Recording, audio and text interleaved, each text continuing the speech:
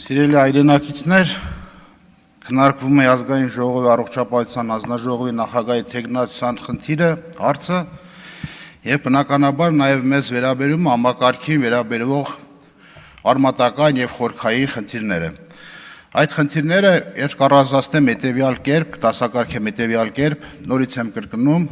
իդրավ համակարգում կա դրված նախագիծ շրջանառության մեջ, որ արդեն իր ժամկետն ավարտվել է, որտեղ հստակ ասում է, որ մարզային հիվանդանոցները, բուժկենտրոնները օպտիմալացվելու են եւ դառնալու են մեկը։ Ես կուզենամ Տիկին Հունանյան, ձեր ամփոփիչ ելույթում դուք ձեր դիրքորոշումը հայտնեք այդ ուղղությամբ հստակ, համ կողմ եմ, համ դեմ է, դա պատասխան չի, դա լողացող պատասխան այն կողմից չի ընդունվում, եւ ձեր ընտրվելու դեպքում պատրաստ եք նեղ մասնագետների եւ շահագրգիռ կազմակերպությունների եւ մարդկանց հետ կազմակերպելու լայն քննարկում, որպեսզի կարողանաք հասկանալ այդ խնդրի կարևորությունը եւ հետագա ծախսարդյունավետությունը ամենակարևորը բուժսպասարկման որակը, որը շատ կարևոր է մեր բնակչության առողջությունը մեզ բոլորիս համար։ Երկրորդ խնդիրը կուզենամ դուք նորից հստակեցնեք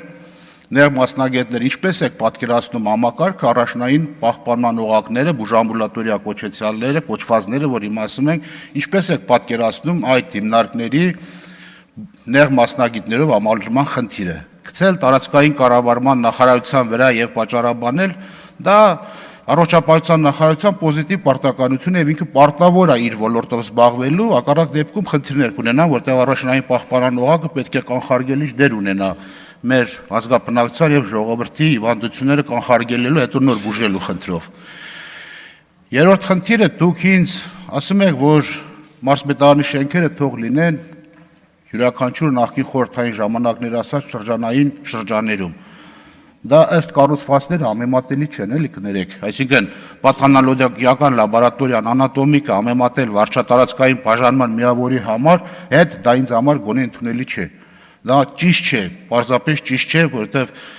այդտեղ կա լոգիստիկ խնդիրներ, կա ժամանակի խնդիրներ եւ սահմանամերձ սոտ կամայքից մինչև Մարտունի տեղափոխել այդ խնդիրը եւ դուք պատճառաբանելու եք, որ հատուցում կա, տրանսպորտ կա, ժամանակները բանը լավացել է, դա ինձ համար ընդունելի չէ։ Մենք պետք է կարողանանք մեր ժողովրդի եւ ազգաբնակչության խնդիրները առավել եւս իրենց սքի մեջ կարողանանք ճիշտ լուծել եւ ժամանակին։ Առավել եւս վաղաժամ մահվան դեպքերը կան ունենք շատ։ Մի խոսքով ամփոփելով կուզենամ եւ մենք այսպես ռիսկի տակ շտրեցինք մեր ձեր անձը, ձեր մասնագիտական հմտությունները, պարզապես ասում ենք ոլորտը շատ բարդ ոլորտ է, որտեղ պետք է լինի նեղ մասնագիտական հմտություններով օժտված, աշխատանքային փորձ ունեցող, այդ թվում բժիշկ, նեղ մասնագետ, որտեղ կան խնդիրներ, ես ձեր հարցու պատասխանից էլ հասկացա, որ ոլորտին այդպես պետք է այստեղ սովորելու տեղ չէ, այստեղ պատրաստի պետք է կան, որպեսզի կարողանան կառավարության բերած նախագծերը եւ նեղ ես ինքս բժիշկ չեմ, բայց դե շատ քիչ հասկանում եմ եւ այսպես մեղք գցել բուժ պերսոնայի վրա, բուժքույրերի, մենք բացարձակ քավլիցը իրա բան չունենք, խնդիր չունենք, որ բուժ պերսոն, ընդհակառակ բուժքույրերը իրանք լոկոմոտիվ են, խարշակներն են եւ առանց ներքևի օղակի հնարավոր չէ ամեն ինչը կազմակերպել, բայց ձեր կողմից առաջադրված պաշտոնը խիստ մասնագիտական եւ նեղ մասնագիտական բարձրագույն կրթություն է պահանջում ըստ ինձ։